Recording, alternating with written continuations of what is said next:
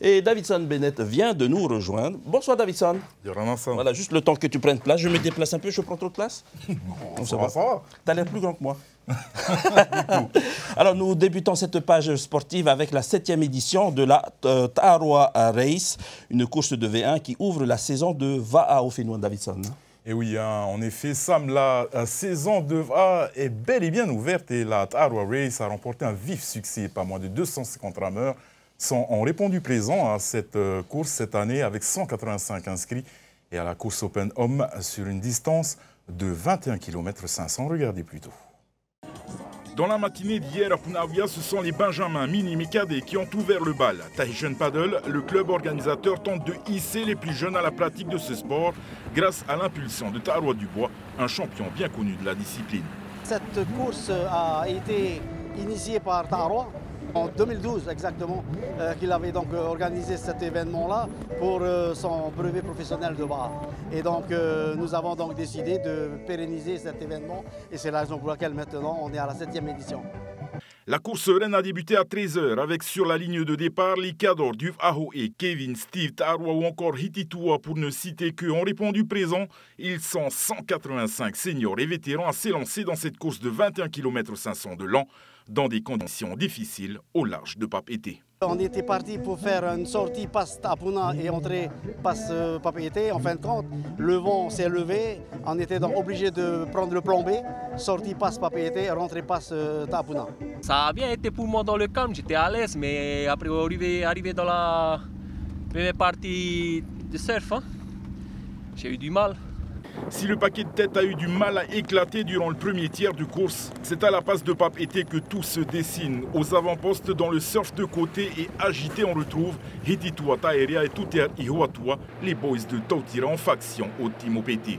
Passer la balise blanche de FAA en remontant vers la passe de Tapuna, Tutea s'offre le luxe de dépasser son cousin et de prendre ainsi la tête de la course. Il fallait juste tenir dans le lagon et pousser dans le surf.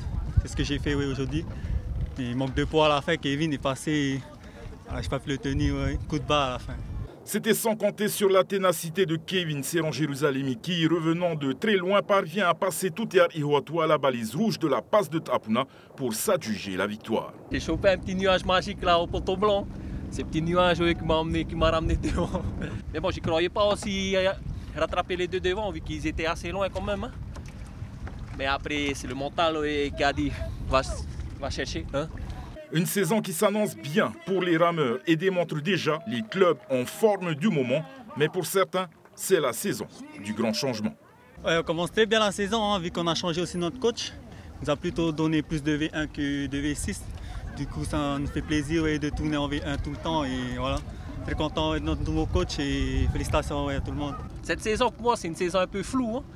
Vu que je me suis licencié à Pirée et là, dernièrement, j'ai décidé de rentrer à Huahine.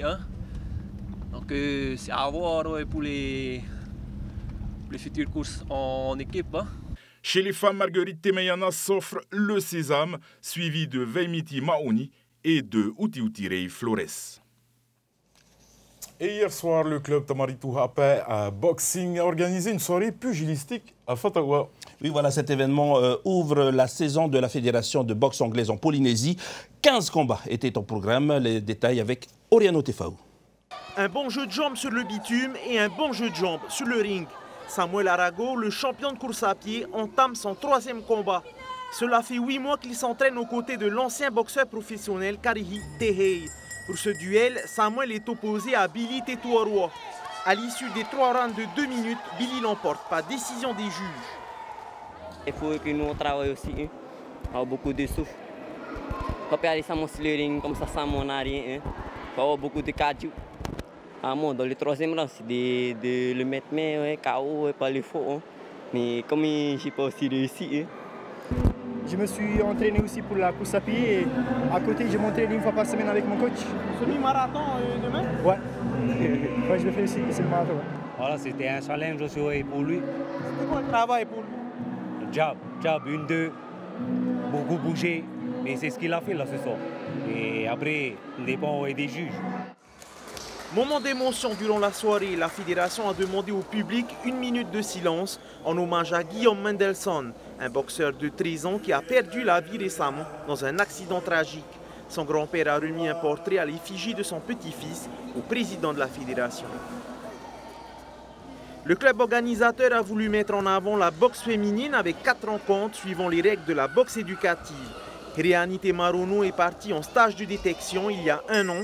Elle a plusieurs combats amateurs à son actif, mais cette fois-ci, par manque d'adversaires, la jeune championne a dû retenir ses coups.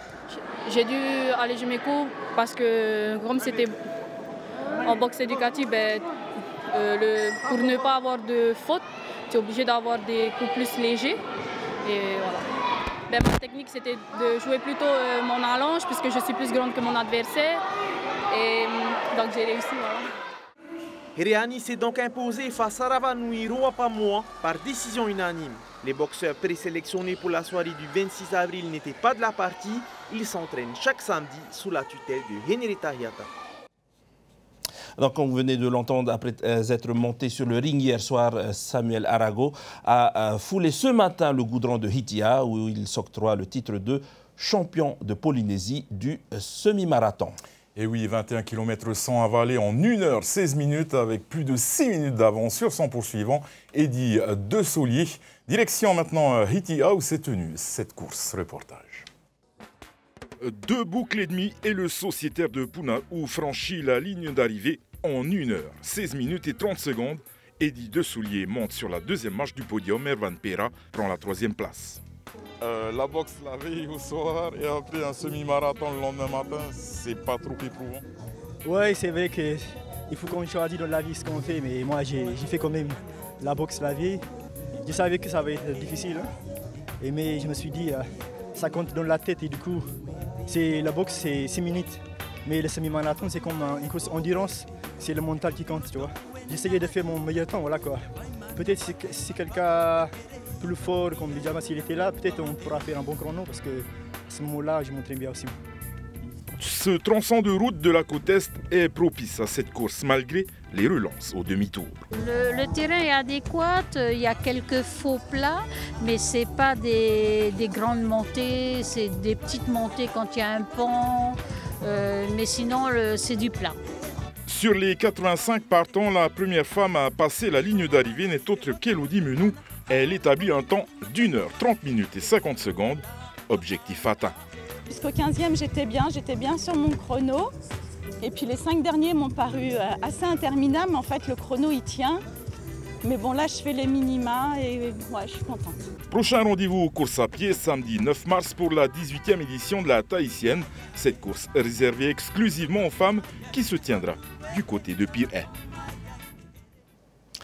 Et en vue des préparatifs pour les Jeux du Pacifique à Samoa, les athlètes de Polynésie, toutes disciplines confondues, s'entraînent durement pour mettre toutes les chances de leur côté.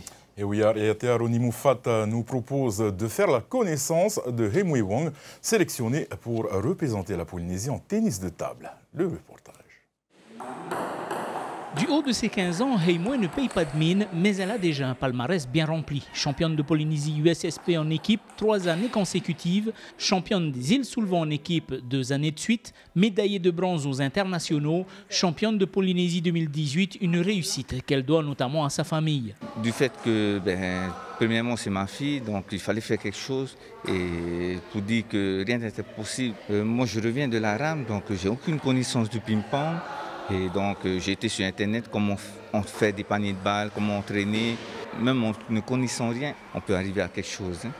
Et pour améliorer les performances de sa fille, Heimana ira jusqu'en Australie pour amener les outils nécessaires.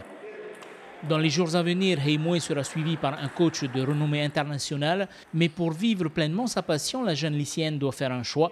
Depuis quelques semaines, elle poursuit sa scolarité par l'intermédiaire du CNED. C'est pas facile, mais quand on veut, on peut. C'est pas parce que qu'on va appeler à l'école que tu n'as plus de responsabilité et que tu n'as plus de cours. En fait, il faut vraiment travailler. Il ne faut rien lâcher parce qu'il n'y a pas de professeur justement pas derrière toi pour te dire qu'il faut faire ça, ça, ça. Tevei Nehu, sa coéquipière de toujours, est également sélectionnée et elle trouve le choix de Hemui très audacieux. Ah ben oui, c'est sûr. c'est courageux et tout. Moi, je la soutiens aussi dedans et tout. Voilà. C'est un choix personnel après. Moi, je sais pas. En attendant le grand départ prévu le 4 juillet, nos deux Eto'o se donnent à fond. Leur priorité, ramener le précieux sésame. Champion toujours. Voici maintenant le reste de l'actualité sportive de la semaine en bref et en images. Teura Terei Tupaya de Aorei a remporté un nouveau titre de champion de France ce week-end lors des championnats de France hivernaux. Il réalise un nouveau record personnel de 72 mètres 41. Un nouveau titre donc et un record qui valide le projet mis en place pour cette saison avec son entraîneur Leo Bringfield. Prochain objectif, les championnats d'Australie où la concurrence sera sévère.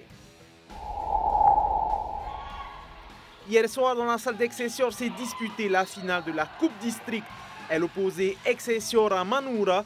Après un match intense et riche en rebondissements, l'équipe de Centrale s'est imposée de 8 points, 73 à 65.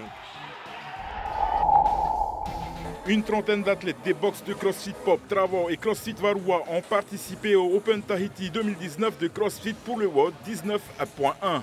Ils avaient à faire le plus de tours possible en 15 minutes en effectuant 19 lancers wall ball et 19 cales au rameur. En scaled femme, Tania Joufok l'emporte et en RX femme, les plus aguerris donc, c'est Tepoerangi, le lock, qui aura été la plus forte. Chez les hommes, Mato Tuheyava a été le meilleur en scaled et en RX, belle victoire pour Onyu Eyamu de CrossFit Pop avec 330 répétitions. Et l'ancien joueur pro-américain Damon Edwards était en stage avec les jeunes basketteurs du Finnois cette semaine. C'est la deuxième fois qu'il vient en Polynésie et il apporte ses conseils et son expérience et surtout il repère quelques joueurs talentueux. Et grâce au réseau de cet ancien pro, certains joueurs ont espoir d'intégrer des écoles américaines pour combiner basket et études. Le reportage d'Oriano Tefao. Revoir toutes les bases de manière intense, comme dans le haut niveau. C'est la méthode gagnante de Damon Edwards.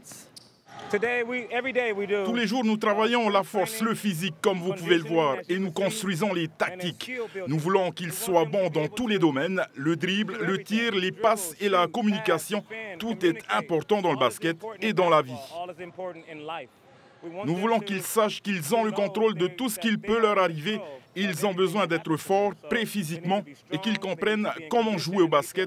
Et ça, c'est tous les jours. Ça se passe bien, c'est dur l'entraînement, mais ça nous sert à nous améliorer de plus en plus et à progresser. Un truc en plus de ce que tu apprends d'habitude? Oui, ils nous apportent beaucoup de choses, surtout les bases, mais c'est plus intensif. L'ancien joueur pro gère une académie à Sacramento. Il travaille essentiellement avec des jeunes et en collaboration avec les établissements scolaires. La plupart des joueurs professionnels sont passés par les programmes de sport-études aux États-Unis.